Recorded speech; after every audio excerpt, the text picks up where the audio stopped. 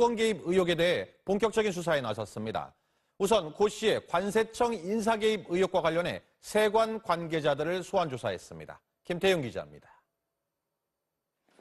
고영태 씨에 대한 각종 이권 개입 의혹은 그의 측근 김수현 씨가 녹음한 파일이 공개되면서 본격적으로 불거졌습니다. 의혹 제기와 함께 고 씨를 둘러싼 고소고발 사건들이 검찰 여러 부서에 배당됐고 검찰은 사실 확인을 위해 본격 수사에 나섰습니다. 검찰이 가장 먼저 주목한 것은 고 씨가 관세청 인사에 개입하고 금품 요구나 이권을 요구했을 가능성입니다. 관세청장 되면은 내일 발표한다니까 다음에 다 줄줄이 만나자. 같이 밥 먹읍시다. 그러면 당신은 뭔가 내놔야지 하고 요구할 거야. 내가. 검찰은 고 씨가 관세청 인사에 개입한 뒤 세관과 관련된 업무에서 이득을 챙기려 한 정황에 대해서도 조사하고 있습니다.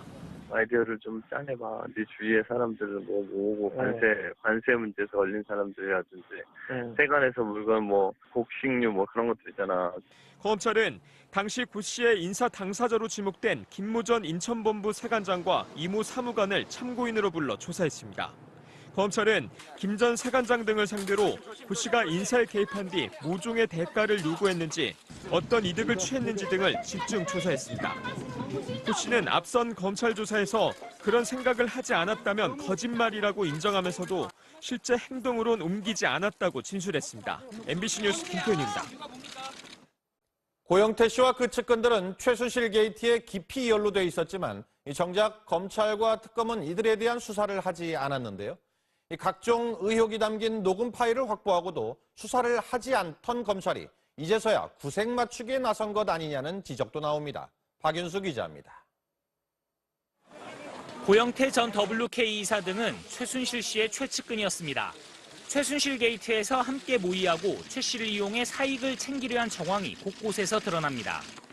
고 씨는 그러나 최 씨와 사이가 틀어지면서 폭로를 결심하게 됩니다.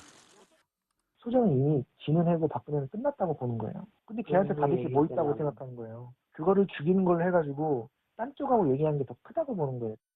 검찰 조사에서도 일부는 자신들의 행위가 범죄에 해당한다는 사실을 시인했습니다. 하지만 처벌 대상에서는 제외됐습니다.